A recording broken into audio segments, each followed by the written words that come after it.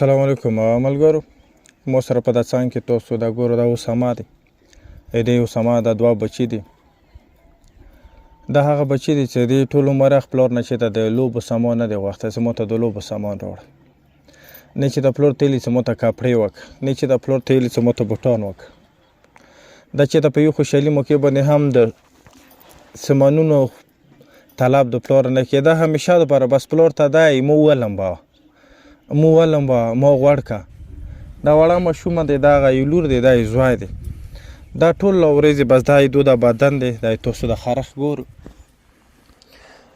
د خرخ د وجې نه د دې بچي یوه سترګه هم ضایع شوې ده. او که تاسو هغه ماشومه وکسو، هغه هم په دې حالات کې دی چې هغه په یو ټیم هم نه د آرام شته دی، نه د خوب شته دی، او نه د مور او د پلار آرام شته، نه خوب شته. په وجې د دې چې کله تو په کاله کې داسې بچي وي چې هغه د لوبو دپاره یو ټیم نه یې هغو سره د ګرونې د وجې نه، او هغو سره د دغې د بیماري وجې نه، د دغې د چامړې د دغې غریبانۍ او د دغې هغه وجې نه دغه مور و پلار چېرته وتلی هم نشي. تاسو دا دواړه ماشومان کسو دا ګرځېدلی هم نشي، دو څه ګرځي دو پښې چاودېږي.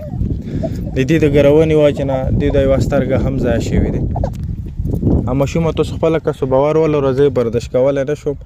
زه خپله بچي لرم او زه خپله د خپل بچي وه یا فریاد یا ګروال یا د هغه تکلیف بالکل د ما د برداشت نه وتلی نه. او بیا چې دا رقم بچي موکسون دا به یو پلار دپاره څومره د مشکلې خبرې.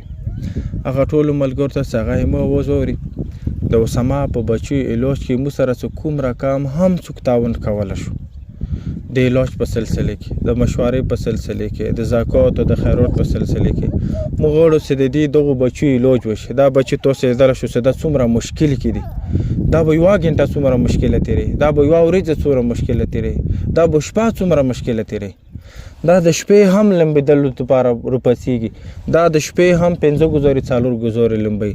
دا هره ورځ شپې ورځې کې څو ګزارې دا څو پرې د دو بدن وچي، دا غریبانه یې څه مو ولمبوه په وجه نه چې د دو بدن لون نه وي، دو بدن غوړ نه وي، دو بدن خورښ کوي، دو بدن ګرولو ته محتاج وي. چې کله دو بدن ګروي نو دو ته نور هم دار کېږي. دا کله کله دومره ځانونه وګري چې دونه دومره وینه روانې دومره وینه روانې چې د خرخ وجې نه دوی ته تکلیف نور هم زیات شي.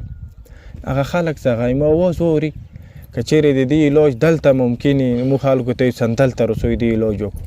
که دې علاج چېرته بهر ملک کې هم ممکن وي، هغه خلک چې هغه یې اواز واوري، دغونه دردېدلي خلک، دغونه ضرورتمند خلک د علاج دپاره زه وایم چې نن په موجوده دور کې د موږ په علاقې کې بل څوک نه څومره هم یې موږ خلک چې اواز واوري، موږ ټولو ته اپیل دی د دغو دواړو په علاج کې موږ سره د زړه نه د اخلاص نه موږ سره تعاون وکړو چې دو د تکلیف مو نور کم کړو. ډېره مننه. ما نام محمد اسامه. دو پیدایشي انداسې دي، لکه چمړی پیدایشي خرابه دی او ځانونه ډېر ګروي. دې والا خو ډېر هغه دی، ځانونه وګروي، وینې ونڅي او وینې ونه بهیږي. هغه دی د دې والا سترګان دي چمړې وجې نه خرابه شوې دي. یوه سترګه د ګرونې وجې نه، د ګرونې وجې نه خرابه شوې دي. او دان څه کله خوبیولي وي سترګې نه پټېږي، د سترګې ګلو وي. څه خوبیول یې؟ دا ولې؟ دې لکه د چمړه پوس خاښه دی، ټوله دې ځای نه دې ځای نه بس پټېږي نه، سترګې ګلو وي.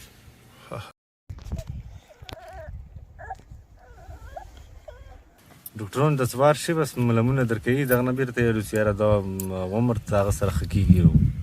ته دغه علاج وس لرئ؟ نه، مو زه خپله دړي کوم، دا 900 دړي کې زه کور خرچه په هغه کې علاج به وکړم. خلکو ته څه وینا کول غواړي؟ خلکو ته بس دا وینا دی چې څه مدد کولی شي چې د علاج ته کېږي، څوک علاج کولی شي.